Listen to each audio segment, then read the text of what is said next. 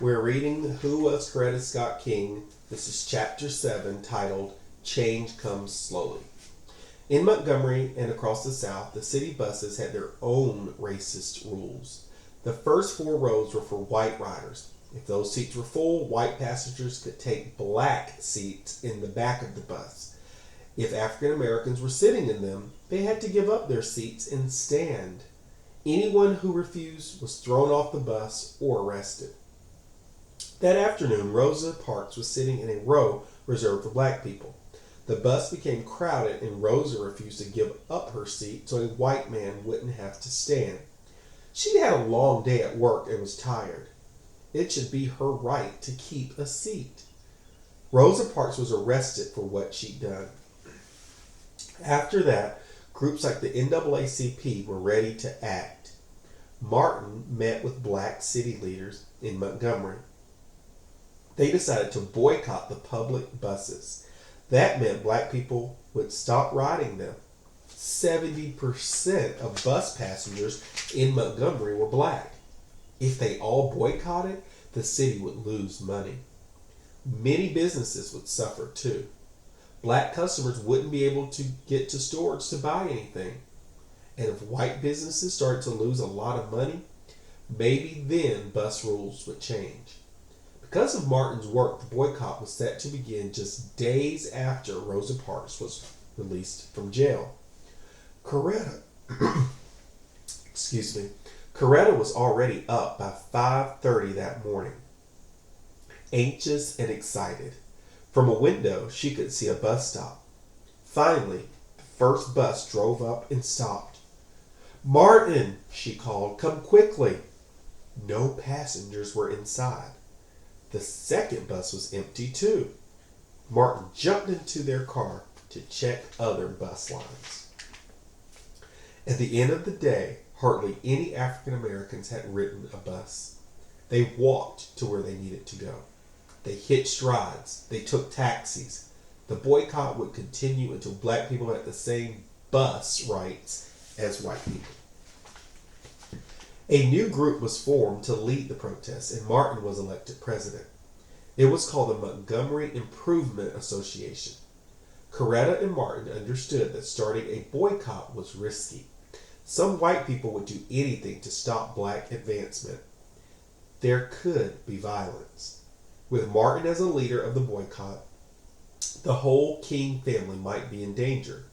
Still, Coretta approved 100%.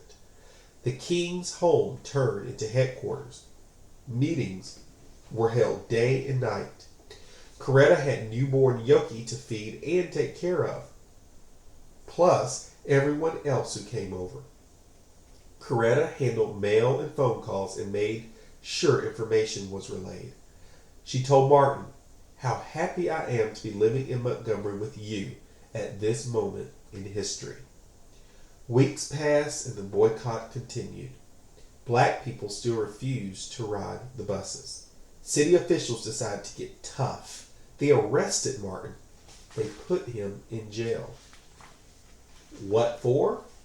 He had been driving 30 miles per hour in a 25-mile-per-hour zone. Coretta expected this. She even told him not to avoid being jailed. She knew his arrest would unite people and make big news all over the country. Coretta was right. The boycott was covered in major newspapers. Martin was released that night. Not long after that, Coretta was home watching TV with a friend. Yoki was sleeping in the back room. Martin was at a meeting. Suddenly, she heard a noise. A loud thud, then a blast rocketed the house. Glass shattered. Smoke filled the air. Their home had been bombed. As Coretta grabbed Yoki, the phone rang. Without thinking, Coretta answered it. "Yes, I did it," said a voice. "And I'm just sorry I didn't kill all you." Coretta hung up as neighbors streamed in to help. Martin hurried home as soon as he heard the news. He saw Coretta and Yoki were okay. Then he faced the crowd. "We must meet hate with love," he said. Violence from black people wouldn't solve anything. He and Coretta knew. It would make everything worse. The crowd quieted. The danger was over for now. But what about the future? Coretta would face situations like this again and again. Did she have the strength? Yes, she decided. Equal rights were too important, and her faith would keep her strong. Her parents begged her to come and stay with them away from danger. "I can't go," she said. "I want to stay here with Martin." She sounded braver than she felt. The threats continued for months, and so did the boycott. To mark the boycott's 1-year anniversary, Coretta decided to raise money for the cause. She helped organize a concert in New York City.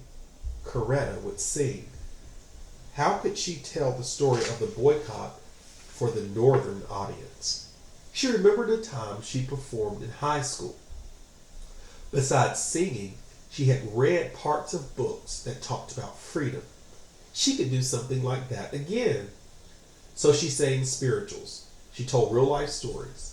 One was of a tired grandmother who, rather than ride a bus, insisted on walking.